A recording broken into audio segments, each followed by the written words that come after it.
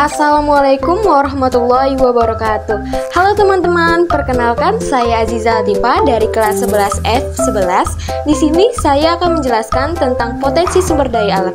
Berikut ini penjelasannya. Selamat menyaksikan. Teman-teman, pernahkah kalian mendengar kata SDA? Ya, tentunya saja pernah. SDA itu adalah singkatan dari sumber daya alam. Sumber daya alam adalah semua bahan yang ditemukan manusia dalam alam yang dapat dipakai untuk kepentingan hidupnya. Nah, apa yang dimaksud dengan potensi sumber daya alam ya?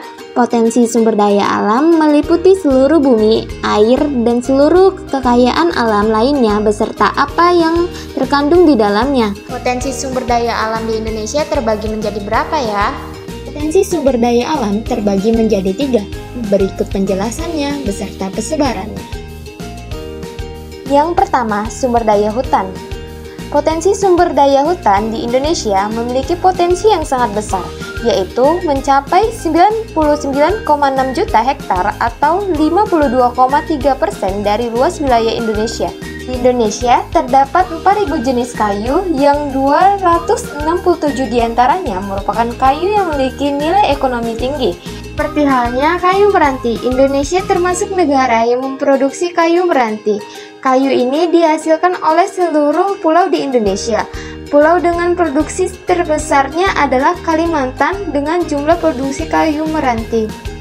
Yang kedua, kayu akasia. Hutan Indonesia memproduksi kayu dari pohon akasia. Tahun 2015, kayu bulat akasia merupakan jenis kayu dengan produksi terbesar. Namun, kayu bulat akasia hanya dihasilkan oleh 4 pulau di Indonesia, yaitu Pulau Sumatera, Jawa, Kalimantan, dan Sulawesi. Ketiga, kayu jati. Indonesia termasuk negara yang memproduksi kayu jati dengan kualitas terbaik. Produksi kayu jati Indonesia pada tahun 2015 dihasilkan oleh seluruh pulau di Indonesia. Pulau yang memproduksi kayu jati terbesar adalah Pulau Jawa, yaitu sekitar 0,45 juta. Hasil hutan yang dimanfaatkan bukan cuma berupa kayu, tapi ada juga hasil non-kayu seperti buah-buahan, getah, madu, rotan, minyak kayu putih, damar, sagu, sutra, dan masih banyak lagi. Yang kedua, potensi sumber daya kelautan. Indonesia merupakan negara kepulauan terbesar di dunia yang memiliki luas daratan hanya sekitar 30%, sedangkan luas lautannya mencapai 70%. Dilihat dari luasnya, lautan yang dimiliki oleh Indonesia sudah pasti potensi dan sumber daya kelautannya juga besar. Potensi sumber daya kelautan yang dapat dimanfaatkan oleh masyarakat diantaranya perikanan, terumbu karang, hutan mangrove, padang lamun, dan lain-lain. Pertama, perikanan. Ikan merupakan salah satu potensi sumber daya kelautan Indonesia. Berdasarkan Kementerian Kelautan dan Perikanan, potensi lestari sumber daya perikanan laut Indonesia setiap tahunnya diperkirakan mencapai 60,4 juta ton. Potensi sumber daya ikan yang ada di Indonesia bagian timur lebih beragam dibandingkan dengan Indonesia bagian barat. Kedua, terumbu karang. Terumbu karang merupakan habitat bagi hewan dan tumbuhan laut. Terumbu karang merupakan salah satu potensi sumber daya kelautan yang dimiliki oleh Indonesia. Kesebaran terumbu karang di Indonesia berada di hampir seluruh wilayah perairan laut Indonesia. Sebagian besar terumbu karang yang dimiliki oleh Indonesia berada di kawasan Indonesia Timur. Ketiga, hutan mangrove. Hutan mangrove adalah hutan yang tumbuh di daerah air payau dan dipengaruhi oleh pasang surut air laut. Hampir 60% hutan mangrove Asia Tenggara berada di Indonesia.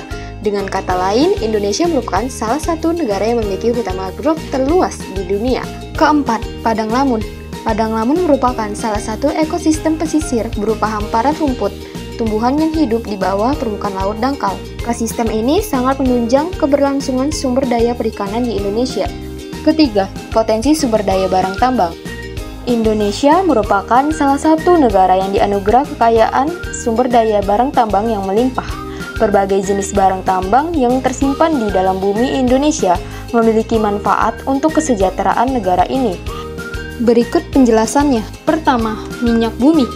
Minyak bumi atau petroleum disebut mineral organik karena bahan pembentukannya berasal dari organisme. Daerah-daerah yang merupakan ladang minyak bumi di Indonesia adalah sebagai berikut, yaitu Sumatera, Jawa, Kalimantan, Papua.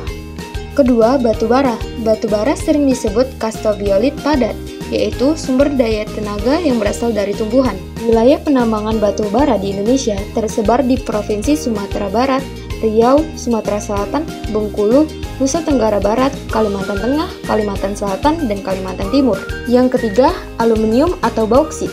Bauksit adalah biji utama pembentuk aluminium yang terdiri atas campuran aluminium hidrosida dan aluminium oksida. Penambangan bauksit dan aluminium sebagian besar dilaksanakan oleh unit pertambangan bauksit PT Aneka Tambang di daerah Kijang, Pulau Bintan, Provinsi Kepulauan Riau yang dilakukan dengan cara tambang terbuka.